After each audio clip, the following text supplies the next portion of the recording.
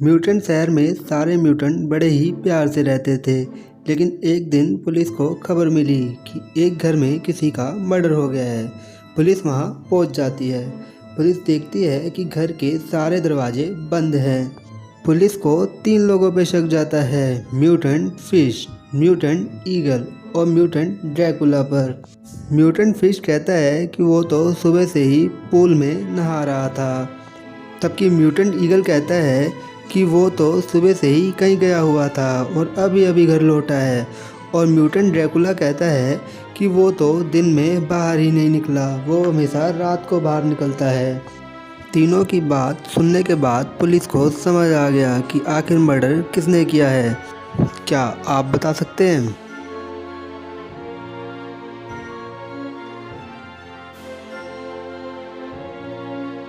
Mutant Dracula murder नहीं कर सकता क्योंकि वो तो दिन में बाहर ही नहीं निकल सकता। और म्यूटेंट फिश बिना दरवाज़ा खोले घर में नहीं आ सकता।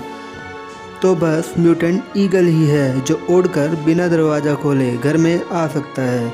और अगर आप लाश को ध्यान से देखें तो आपको वहाँ एक पंख मिलेगा जो म्यूटेंट ईगल का हो सकता है। तो मर्डर म्यूटेंट ईगल ने किया है। कैरी एक बस स्टॉप पर बस का इंतज़ार कर रहा होता है। तभी वहाँ 200 रुपये आ जाता है। 200 रुपये कैरी से उसके बारे में पूछने लग जाता है। तो कैरी बताता है कि वो एक यूट्यूबर है। इस पर 200 रुपये भी बोलता है कि वो भी एक यूट्यूबर है और वो बहुत ही फेमस है।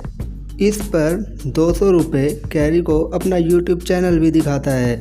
लेकिन उस चैनल को देखने के बाद कैरी बोलता है कि वो झूठ बोल रहा है। भला कैरी को कैसे पता चला कि 200 रुपये झूठ बोल रहा है? क्या आप बता सकते हैं? ये देखिए, चैनल को ध्यान से देखिए और बताइए कि कैरी को कैसे पता चला कि 200 रुपये झूठ बोल रहा है।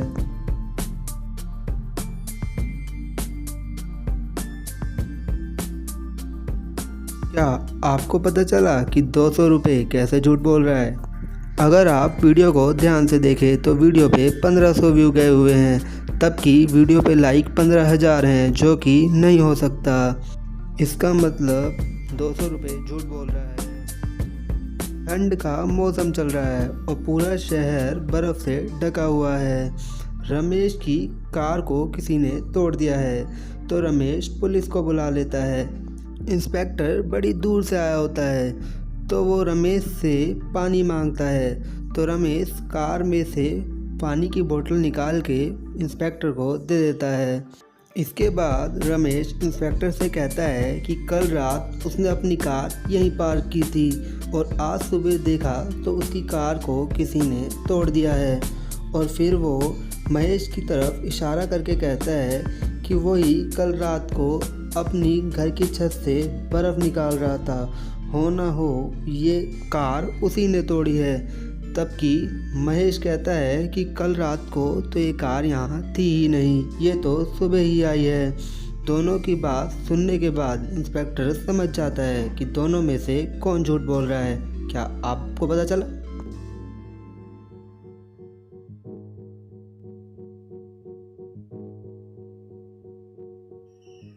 झूठ रमेश बोल रहा है क्योंकि जब इंस्पेक्टर ने रमेश से पानी मांगा तो उसने जो बोतल दी उसका पानी अभी भी लिक्विड फॉर्म में था। तबकि अगर कार रात से यहाँ खड़ी होती तो पानी बर्फ़ बन जाता। तो झूठ रमेश बोल रहा है। एक बैंक में 2-3 दिन से चोरी हो रही थी। तो पुलिस बैंक के स्टाफ को बुलाते हैं और पूछताछ करते हैं। तो स्टाफ को भी कुछ नहीं पता होता। फिर पुलिस 3 दिन की सीसीटीवी फुटेज मंगवाती है और कहती है कि हम उसे देखेंगे। तो फिर फुटेज लाई गई। ये थी मंडे की फुटेज और ये थी ट्यूसडे की फुटेज और ये थी वेडनेसडे की फुटेज। इन फुटेज को देखने के बाद इंस्पेक्टर को समझ में आ गया कि चोरी कौन कर रहा है। तो दोस्तों, क्या आप इन फुटेज को देख के बता सकते हैं कि इनमें से आखिर चोरी कौन कर रहा है?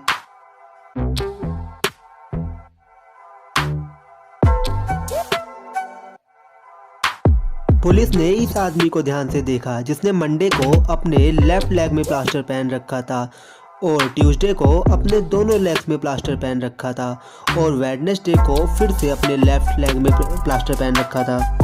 आखिर एक ही दिन में उसके एक पैर का प्लास्टर कैसे निकल सकता है? यानी वो अपने प्लास्टर का इस्तेमाल चोरी किए हुए पैसों को छुपाने के लिए करता है। जिस दिन उसने ज़्यादा चोरी करी उस दिन वो दोनों पैरों में प्लास्टर पहन के आया था और जिस दिन कम करनी थी उस दिन सिर्फ एक ही पैर में प्लास्टर पहन के आया।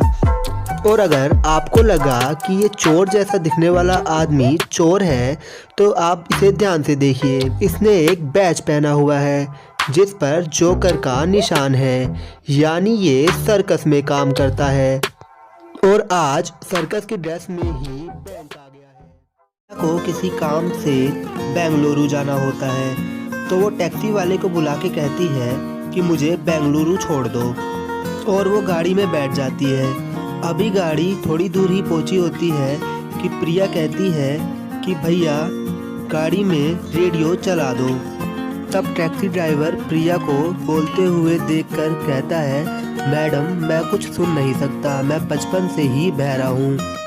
और प्रिया को टैक्सी ड्राइवर के ऊपर अफसोस होता है और वो बिना कुछ कहे पीछे बैठी रहती है। और फिर प्रिया टैक्सी ड्राइवर से और कोई बात नहीं करती है। कुछ देर बाद प्रिया बेंगलुरु पहुंच जाती है और फिर प्रिया टैक्सी से नीचे उतर जाती है और फिर वो समझ जाती है कि टैक्सी ड्राइवर झूठ बोल रहा था, वो बहरा नहीं है। लेकिन कैसे? प्रिया को ये कैसे पता चला कि टैक्सी ड्राइवर बहरा नहीं है? क्या आप बता सकते हैं? अपना आंसर कमेंट करना मत भूलिएगा।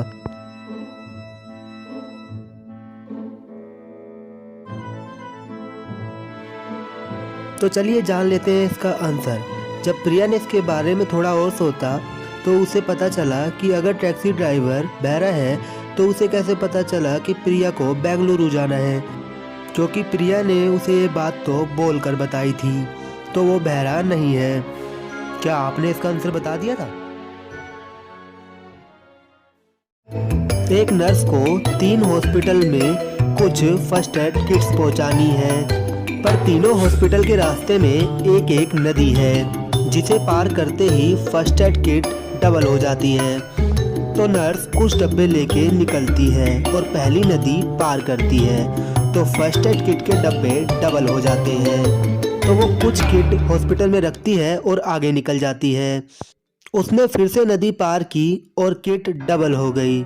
उसने इस हॉस्पिटल में भी उतनी ही किट दी जितने की उसने पहले हॉस्पिटल में दिए थे और फिर आगे चली गई और तीसरी नदी पार करते ही उसकी किट डबल हो गई और उतनी ही किट बची जितनी की उसने पहले और दूसरे हॉस्पिटल में दिए थे।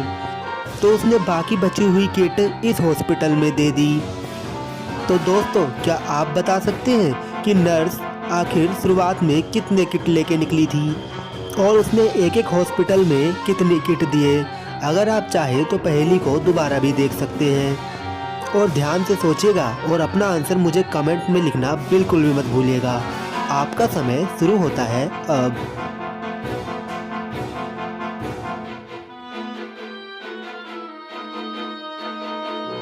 नर्स 7 किट लेके निकली थी और उसने एक हॉस्पिटल में 8 किट रखी।